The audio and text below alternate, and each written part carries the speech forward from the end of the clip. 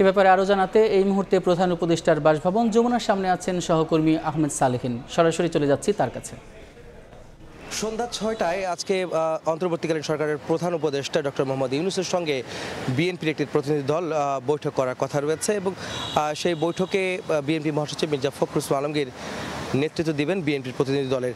যেখানে আমরা মাত্র জানতে পেরেছি সেটি হচ্ছে যে বিএনপির মিডিয়া সেলের সদস্য শাহরুল কবির খান আমাদেরকে জানিয়েছেন আজকের এই বৈঠকে বিএনপির মহাসচিব মির্জা ফখরুল ইসলাম আলমগীর এবং স্থায়ী কমিটির সদস্য আমির খসরু মাহমুদ চৌধুরী এবং সালাউদ্দিন আহমেদ এই মোট ৩ জন এই বৈঠকে অংশ নেবেন, এটা আমরা জানতে পেরেছি এবং নিশ্চিত হয়েছে।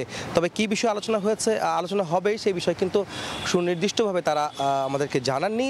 তবে আমরা যেটুকু জানতে পেরেছি সেটা হচ্ছে যে আপনারা জানেন যে গত 17 তারিখে জুলাই সনদ স্বাক্ষর হয়েছে, যেখানে বিএনপি সহ 25টি রাজনৈতিক দল স্বাক্ষর করেছে এবং সেই সনদটি আসলে বাস্তবায়ন প্রক্রিয়া কেমন হবে এবং তার আইনি ভিত্তি কী হবে, একই সঙ্গে প্রসঙ্গে এসছে যে গণভোটটি কীভাবে হবে, কোন তারিখে আসলে গণভোট হলে ভালো হয়, নির্বাচনের দিনে না নির্বাচনের আগে, জাতীয় নির্বাচনের দিনে হবে না তার আগে গণভোট হবে, সেই বিষয়ে নিয়ে কিন্তু রাজনৈতিক দলগুলোর মধ্যে মত পার্থক্য রয়েছে।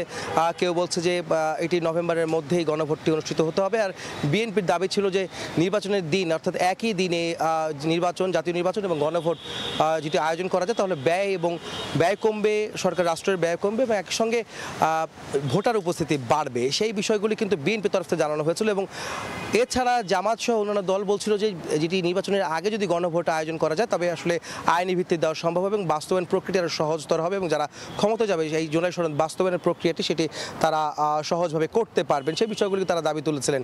এছাড়া আগামী নির্বাচনের প্রস্তুতি কেমন হবে, কবে নাগাদ তফসিল হতে পারে, সেসব বিষয় নিয়ে আসলে আলোচনা হতে পারে বলে আমরা বিভিন্ন সূত্রে জানতে পারছি। তবে সুনির্দিষ্টভাবে আসলে বলা যাচ্ছে না যে কী বিষয়গুলি নিয়ে আলোচনা হবে।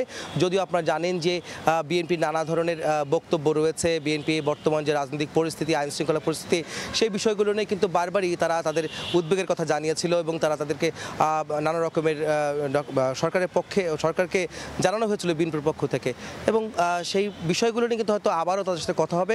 তবে আজকে দুপুর নাগাদ ডক্টর ইউনূসের সঙ্গে বিএনপি কথা হয়েছে বলে আমরা জানতে পেরেছি, যেখানে আজকে এই বৈঠকটি বিষয়ে তার কাছে অনুমতি চাওয়া হয় এবং ডক্টর ইউনূস সাহেব আজকে অন্তর্বর্তীকালীন সরকারের প্রধান উপদেষ্টা তিনি বিএনপির প্রতিনিধি দলকে আমন্ত্রণ জানান আজকের এই সন্ধ্যা ৬টায় এই বৈঠকের জন্য। এই বৈঠকে অনেক বিষয় আসলে আলোচনা হবে বলে আমরা জানছি এবং সেই বিষয়গুলো আগামী রাজনীতি এবং আগামী নির্বাচনে অনেকটা প্রভাব ফেলবে এবং সেগুলির অপেক্ষায় থাকতে হবে। কিছুক্ষণের মধ্যেই আসলে বিএনপির যে 3 জন প্রতিনিধি দল তারা এই যমুনায় অর্থাৎ প্রধান উপদেষ্টার বাসভবন যমুনায় আসবেন বলে আমরা জানতে পেরেছি। তো এই ছিল আমার কাছে অন্তর্বর্তীকালীন সরকারের প্রধান উপদেষ্টা ডক্টর মোহাম্মদ ইউনূসের বাসভবন যমুনার সামনে থেকে সব শেষ খবর। প্রধান উপদেষ্টা ডক্টর মোহাম্মদ ইউনূসের বাসভবন যমুনার সামনে থেকে যুক্ত ছিলেন সহকর্মী আহমেদ সালেহিন।